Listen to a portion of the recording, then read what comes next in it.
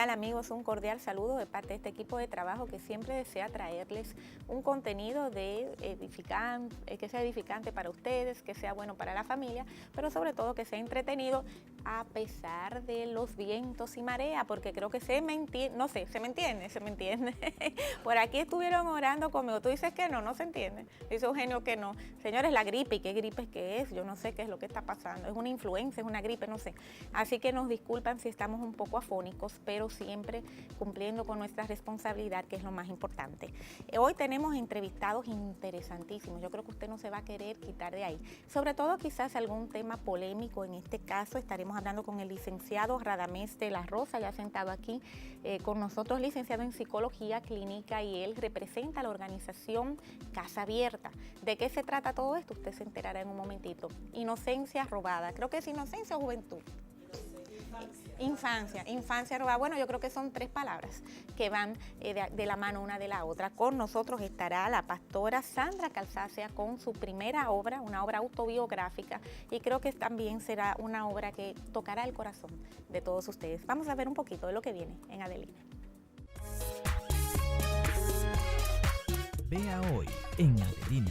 Y además está vinculada a muchos otros problemas que tienen que ver con el consumo, como son la violencia intrafamiliar, como es el tema de los accidentes de tránsito y muchas otras consecuencias negativas que están asociadas a estas sustancias. Ahora fíjese. Tenemos que sacar de la mente que la represión, el control policial va a resolver un problema complejo como el de la droga. Y no es tan sencillo lo de penalizar, hay que insistir en la educación, en la prevención, en un sistema de tratamiento adecuado. En este país no tenemos sistema de tratamiento. Que era un refugio para mí, que eran los brazos de mi padre. Cuando mi madre me maltrataba, pues se convirtió en un infierno. ¿Por qué? Porque lo que yo pensé que era un refugio, para él lo veía como lograr sus objetivos, Okay. sus deseos impuros hacia mí. Okay. Ya yo no aguanto ser más víctima, ni ser maldita, porque yo pensé que yo era maldita, que había algo en mí, por lo cual Dios no me amaba, que había algo que yo había hecho algo en mi niñez o en algún tiempo, por lo cual era imposible para Dios amarme a mí. Como les dije, no se pueden perder el contenido. Y un saludo grandísimo a la Gran Manzana. Todos ustedes han sido maravillosos con nosotros. Qué bueno cuando llegamos allá, ese abrazo cálido que recibimos de esa diáspora, de todos los dominicanos que de una manera u otra nos reciben a través de nuestras señales, Señal Caribe y Dominican View. Es increíble, yo me sorprendía, iba por la calle, me iban saludando y sobre todo pues brindándome siempre su apoyo, sus servicios, ese brazo amigo, esa gran sonrisa que solamente nosotros podemos dar. Así que besotes para todos ustedes. Licenciado, bienvenido. A sus órdenes, muchas gracias por su invitación. Excúseme si no me entiende, porque yo misma ni siquiera me escucho. La entiendo muy bien. Ah, qué bueno, qué bueno. Pero la verdad que estoy bien malita no sé si será una alergia, si será esta influencia, estos cambios de temperatura. Pero aquí estamos trabajando. Desde Estados Unidos me estuvieron hablando de lo que ustedes están proponiendo. Casa Abierta. ¿Qué es lo que propone Casa Abierta? Bueno, no lo propone Casa Abierta. Realmente somos una voz más de las muchas que hay en el mundo hoy, porque las sociedades empiecen a entender el fenómeno de la droga de manera diferente. Hasta ahora hemos aplicado políticas represivas, políticas ultra prohibicionistas, que no han dado resultados y sí han hecho mucho daño. Es decir, cuando usted tiene una persona que consume sustancias de manera problemática, es decir, una persona que tiene una dependencia. Un adicto. Una persona adicta, y usted la lleva a prisión, usted no está contribuyendo a que esa persona se recupere. Y la ley nuestra, la 5088, establece penalidades de 6 meses a 2 años para casos de simple posesión, es decir, para personas que tienen una cantidad que se supone que es para su consumo. Entonces, ese tema requiere de mucha comprensión de la sociedad, porque a veces creemos que las personas no consumen drogas porque son ilegales, pero tenemos las dos drogas que más daño le hacen a la humanidad, que son el alcohol y el tabaco, que son legales, y entonces esas nos están destruyendo todo y no nos fijamos en ellas, nos fijamos solamente en las que son ilegales. Ya. Ahora bien, usted acaba de decir que son las drogas que más daño hacen. Ahí quizás algunos tendríamos pues una discrepancia, porque yo me ponía a pensar en el tema antes de iniciar el programa y yo decía, bueno, es que fíjese algo, por ejemplo, yo sé que hubo una ley seca un tiempo en los Estados Unidos y esto no mermó el consumo de alcohol, más bien vinieron los bootleggers, vino el tráfico y todo eso. Sin embargo, para usted llegar a un estado de drogadicción, un estado de adicción, incluso un estado de ebriedad, usted tiene que consumir mucho alcohol. Entonces hoy en día tenemos drogas peligrosísimas como una talmol, incluso que anda por ahí, atención con esto, crack, la marihuana, bueno, ya se conoce hace tiempo, la cocaína, que con una sola dosis su vida está en peligro.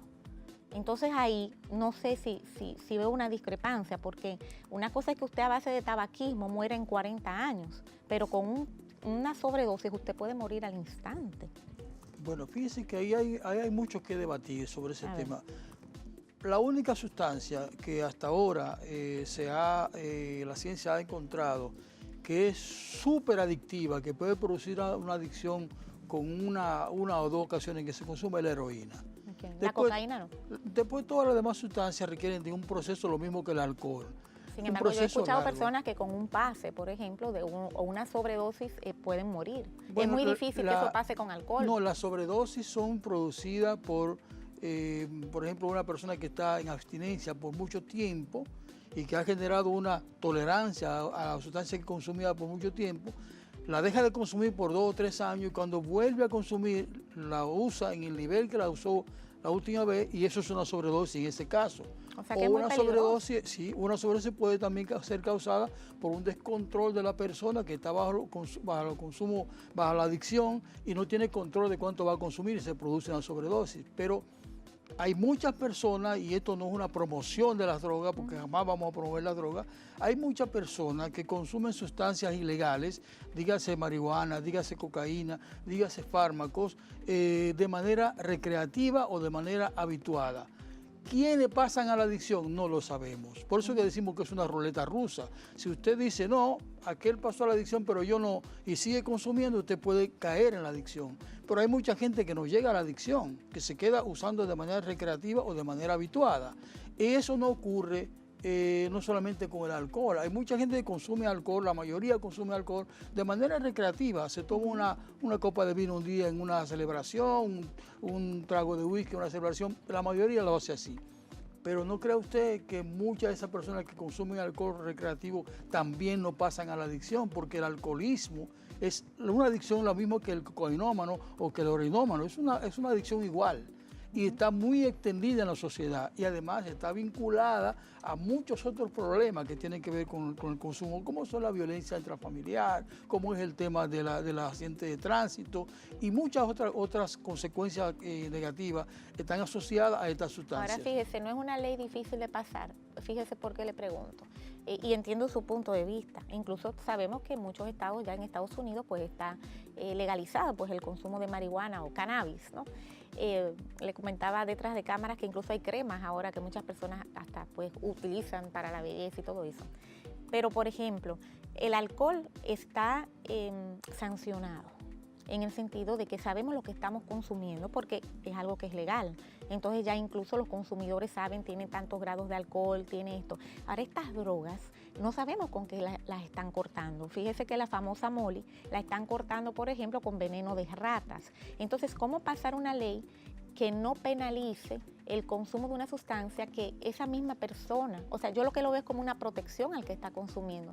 Porque entonces tendríamos que pasar otra ley que quizás sancionara, regulara la manera y los ingredientes. O sea, estamos hablando de algo muy difícil de hacer, ¿no? Usted usa la palabra correcta, regular. Okay. El alcohol y el tabaco están regulados, muy no, y mal. Se sabe lo que llevan, muy mal regulados, por supuesto, en República Dominicana, donde se le vende alcohol y tabaco a niños y niñas. Bueno, está prohibido. Está prohibido, pero no se cumple regularmente. Entonces, lo que nosotros hablamos, no hablamos de legalizar la sustancia. Yo creo que tenemos que diferenciar una cosa de la otra. Pero usted me entiende lo que yo voy. Por lo ejemplo, entiendo vamos a poner que yo voy a consumir y que a mí no me van a penalizar, pero nadie me está protegiendo tampoco. No me están protegiendo de que yo estoy consumiendo lo que de verdad yo creo que estoy consumiendo. Vamos al caso de la cocaína. Cuando cortan la cocaína aquí en la República Dominicana, como puente, obviamente que se queda una parte aquí. ¿Con qué cortaron esa cocaína que llegó quizás de Colombia, no? O sea, nadie me está protegiendo a mí. No, pero tampoco el que sea penalizado, me refiero a penalizado. Yo quiero diferenciar. Una cosa es legalizar el negocio de las drogas, como ha hecho en Estados Unidos varios estados, o como hizo Uruguay. Bueno, con ha un legalizado sistema. la marihuana. Sí, y la se marihuana, sabe de dónde la viene el marihuana. cultivo, se sabe el tipo, hasta los tipos, todo esto. O sea, está regulado. Exacto, como hace Uruguay tiene un sistema mucho más integral, porque tiene venta en farmacia, cultivo, autocultivo o cultivo en clubes. Pero esto que estamos hablando se refiere a una política de regulación del negocio de la droga. Lo que Casa Abierta está planteando, lo que estamos planteando nosotros es que reconozcamos lo que han hecho otras naciones. Reconozcamos que hay un consumo no problemático en personas que son consideradas delincuentes hoy.